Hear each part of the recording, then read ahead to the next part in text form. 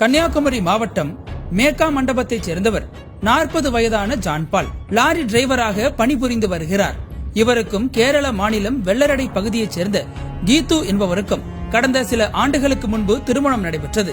இந்த தம்பதிக்கு 16 வயதில் ஒரு மகளும் 11 வயதில் ஒரு மகனும் உள்ளனர். இவருக்கும் இவரது மனைவி கீத்துக்கும் இடையே அடிக்கடி குடும்ப தகராறு ஏற்பட்டு வந்துள்ளது. இதனால் கீத்து அருமனை காவல் நிலையத்தில் இது தொடர்பாக புகார் அளித்துள்ளார். புகாரின் பேரில் விசாரணையில் இறங்கிய போலீசார் இருவரும் பிரிவதாக எழுதி வாங்கிய நிலையில் குடும்பத்தினருடன் பேசி நல்ல முடிவை எடுங்கள் என அட்வைஸ் செய்து அனுப்பியுள்ளனர்.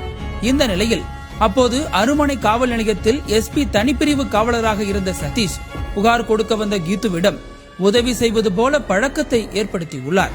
அதன் பிறகு கீத்துவுடன் தொலைபேசியில் தொடர்பு கொண்டு பேசி பழக்கத்தை நெருக்கமாக்கி கொண்டுள்ளார்.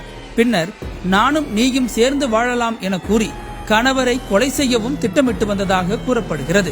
இந்த நிலையில் கீத்து தனது 2 குழந்தைகளையும் வளர்த்து வந்த நிலையில் கணவர் ஜான்பால் மேக்கா மண்டபத்தில் ஒரு வாடகை வீட்டில் குடியிருந்து வந்துள்ளார். இதனிடையே கடந்த ஆண்டு முதல் எஸ்ஐ சதீஷ் பலுகல் காவல் நிலையத்திற்கு பணிமாறுதல் பெற்று அங்கு பணியாற்றி வந்துள்ளார்.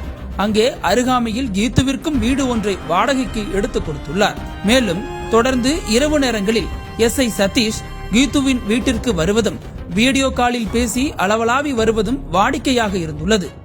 இந்த நிலையில் ஜான்பாலின் குழந்தைகள் தந்தையோடு இருக்க விருப்பம் தெரிவித்து தந்தையுடன் இணைந்துள்ளனர். அப்போது எஸ்ஐயுடன் அம்மாவிற்கு இருக்கும் தகாத உறவை தந்தையிடம் கூறியதாக கூறப்படுகிறது.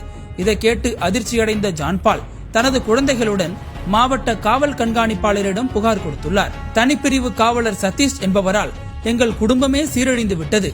மேலும் புகார் கொடுக்க சென்ற எனது மனைவியை எஸ்ஐ தன் வசப்படுத்தி தனது குடும்பத்தையே சீரழித்து விட்டார் என மாவட்ட எஸ்பியிடம் அவர் புகார் கூறியுள்ளார்.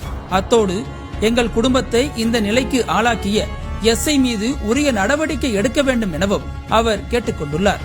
இதையடுத்து இது தொடர்பாக விசாரணை மேற்கொண்ட எஸ்பி தனிப்பிரிவு காவலர் சதீஷை நாகர்கோவில் ஆயுதப்படைக்கு மாற்றி உத்தரவிட்டார். வேலியே பயிரமேயும் கதை இது என்று அந்த பகுதியைச் சேர்ந்தவர்கள் இந்த விவகாரத்தை கூறி வருகின்றனர்.